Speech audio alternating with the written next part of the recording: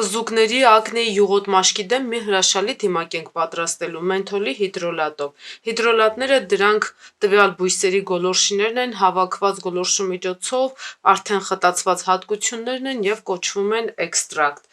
Եվ մեր հիմնական բաղադրիչը լինելու այս անգամ երիցուկի ալյուրը, սպիտակ կավը, այս բոլոր նյութերը, որոնք ես ձեզ ասում եմ, դուք կարող եք աղար սովորական սրճաղացով կամ պատրաստին գնել արդեն դեղատներից։ Մեզ մեր դիմակի համար անհրաժեշտ է, հիմա հերթականությամբ արդեն կասեմ, որից հետո որն ենք լցնելու, նայեք, ինձ մոտ արդեն սպիտակ կավը, երիցուկի ալյուրը խառնված է և այս խառնուրդը ես ընդունում եմ ոչ միայն հիմք, այլ նաև հանգստացնող միջոց, որ ակնեի և պզուկոտ մաշկի համար դա շատ կարևոր պահ է, որ անպայման ոչ միայն պիտի մաքրող լինի, այլ նաև այն պիտի հանգստացնող լինի։ Դրա համար մի թեյի գդալ վերցնում եմ այս նյութից։ Հաջորդիվ ավելացնում եմ մի թեյի գդալի չափ ալոե գել,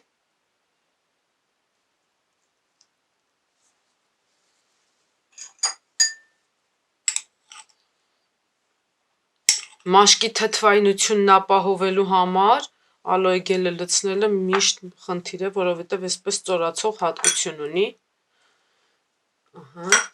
Եվ մի թեյի գդալ էլ ավելացնում եմ լիմոնի հյութ։ 2 թեյի գդալ եղավ, բայց չի խանգարի, կարող եմ մի փոքր էլ ավելանել։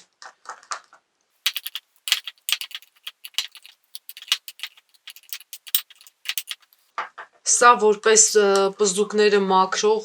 հակաբորբոքային ազդեցությամբ դիմակ է ծառայելու, որից անմիջապես հետոյի համար հիմա քսուկ կպատրաստենք, սա նախօրոք օգտագործվող դիմակն է։ Մի փոքր ինձ մոտ կիտրոնը ավել եղավ, դրա համար մի թեյի գդալ եմ ավելացնում։ Դուք կարող եք նաև աշկաչափով աշխատել ձեր մաշկի խնդիրներին համադրելով, օրինակ թե շատ յուղոտ է, կարող եք կիտրոնը մի փոքր ավել լցնել, եթե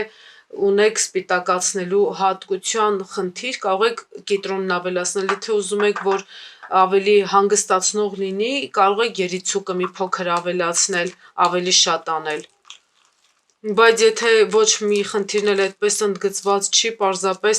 ուզում եք ուղղակի պզուկները, այդ ծակոտիները լավացնել, պզուկները անցկացնել, հենց այսպես իմ նման էլ կարող եք անել։ Հետո ավելացնում ենք նաև մի փոքր քացախ։ Քացախը պզուկները լավացնող հատկություն ունի, եթե մեր հաճախորդներից կան հետևորդների մեջ, քաջ գիտեմ, որ մենք նաև մաշկի ամենօրյա խնամքի համար առաջարկում ենք նաև քացախ քսել, կարող եք ամեն օրվա խնամքի համար, թե այդպես ձեզ մոտ ընդգծված պզուկներ կան, պարզապես քացախը բամբակով թաթախել և ամեն օր քսել, դա էլ է պզուկները լավացնելու։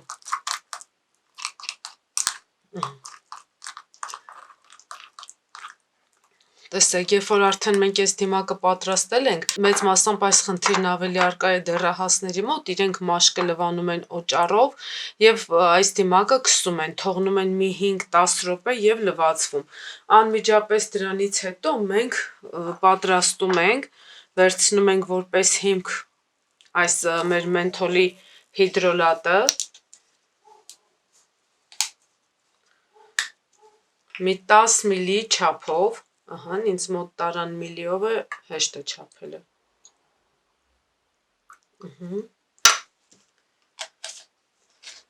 Եվ արդեն դեղատներից ձեզ համար կարող եք գնել կեդրայի եթերայուղ, կեդրան դա եղևնու տեսակ է, երբ որ դուք դեղատներում ասեք, արդեն կտան, պարզապես շատ ուշադիր եղեք, որ դեղատներում ձեզ ոչ թե յուղը տան, այլ եթերայուղը, որովհետև այս բաղադրատոմսը, եթե դուք անեք յուղերով, այն ընդհանրապես օգտակար չի լինի, դեռ մի բան էլ արդեն վնասակար։ Իսկ եթերայուղերը լրիվ այլ հատկություններ ունեն։ Դուք տեսեք, այս պարագայում արդեն ավելացնում եք 20 կաթիլ կեդրայի եթերայուղ։ ինքը հակաբակտերիալ հատկություն ունի, դրա համար էլ շատ հանգիստ այն կարող եք։ Մենք կարող ենք պարզապես հենց այսպես խիտ առաջարկել, որ քսեք, բայց այն կարող է ալերգիաներ առաջացնել, դրա համար մի փոքր բացում ենք ջրով, բայց եթե այն լինի սովորական ջուր, կսկսի արագ փչանալ, որովհետև ջուրը փչանալու հատկություն ունի, իսկ սա թորած ջրին է նման եւ փչանալու հատկություն ճիշտ է ունի, բայց այդքան արագ չի լինի։ Օրինակ, սա որ սարքեք ձեզ համար պահեք, կարող եք մի 3 ամիս պահել սովորական պայուսակում եւ այն ընդհանրապես չի փչանա, եւ ցանկացած խառը ձեր իրավիճակում այդ բորբոքված բզուկների վրա կարող եք այս քսուկը քսել։ Բայց եթե դուք ժամանակ չունենաք այս առաջի դիմակը պատրաստելու, դա այդքան էլ կարևոր չէ, սա ամենակարևորն է։ Իհարկե երկուսն իրար հետ համատեղությամբ ավելի լավ է, բայց հաշվում ենք, որ դրսում այդպես չէիք կարողանա օգտագործել, դրա համար միայն հիմա սա ենք պատրաստում։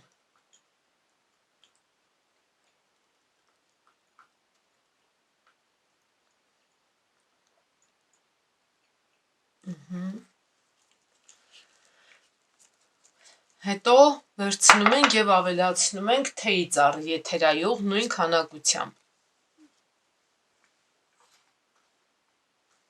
Սա էլ բերեմ այստեղ, ահա։ Թեյի ծառի եթերայողը շատ լավ հակաբորբոքային ազդեցություն ունի եւ այստեղ այն անփոխարինելի է։ Եթե շատ են բզուկները, դու կարող եք թեյի ծառի եթերայողը ոչ թե 20, այլ 30 կաթիլ անել։ Այս բաղադրատոմսը գիտնականների կողմից է մշակված, մի շատ հայտնի կոսմետոլոգիական կայքից են վերցրել, այնպես որ այն շատ օգտակար է, եթե փորձեք, վստահ եմ, որ շատ կհավանեք եւ անպայման ձեր ծանոթների, ընտանիքի անդամների բոլորի համար միշտ կպատրաստեք։ Լավ է աշխատում։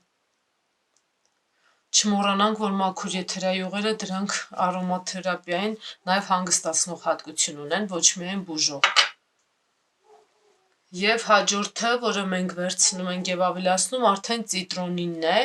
Այս 3 համադրությունները լավ են աշխատում, այնպես որ փորձեք եւ 20 կաթիլ էլ ծիտրոնի եթերայող։ Ստանում եք այսպիսի զանգված, այսպիսի խառնուրդ, լցնում եք ձեզ փոքրիկ հարմար որևիցե տարայի մեջ, ինչով որ ձեզ հարմար է։ Կուզենաք այսպիսի փոքր հենց այսպիսի փոքր տարաների մեջ, մի խոսքով տեսեք ձեզ ինչի մեջ է հարմար, երբ որ արդեն տեսնում եք ձեզ մոտ բզուկներ են առաջացել կամ ամբողջ դեմքին կա նմանատիպ խնդիր, այսպես մի փոքր վերցնում եք եւ քսում ձեր բզուկի վրա, այն լվանալու ընդհանրապես կարիք չկա, թողնում եք վերջ, մի քանի րոպե այս եթերայողերի հոտերը կգան, բայց նրանք բավական արագ անցնում են եւ բզուկն էլ հետը կսկսի գրգռված վիճակից լավանալ ու այդ խնդիրը մանր դուրս գալ։ Այս դիմակը ակնեոտ մաշկի համար նախատեսված, կարող եք անել շաբաթը 2-3 անգամ, իսկ դիմակից անմիջապես հետո կարող եք սա քսել եւ սա կարող եք ամեն օր քսել, պարտադիր չի դիմակի հետ օգտագործել։ Եթե մեր այս դիմակներն էլ ձեր դուրը եկան, անպայման կիսվեք ձեր կարծիքներով, շատ լավ կլինի, որ այն մարդիկ, ովքեր արդեն հասցնում են օգտագործել, նաև իրենք իրենց կարծիքներով կիսվեն, իսկ ձեր հետ եմ ես, Աննա Հովհաննիսյանը, կհանդիպենք մեր հաջորդ հանդիպմանը։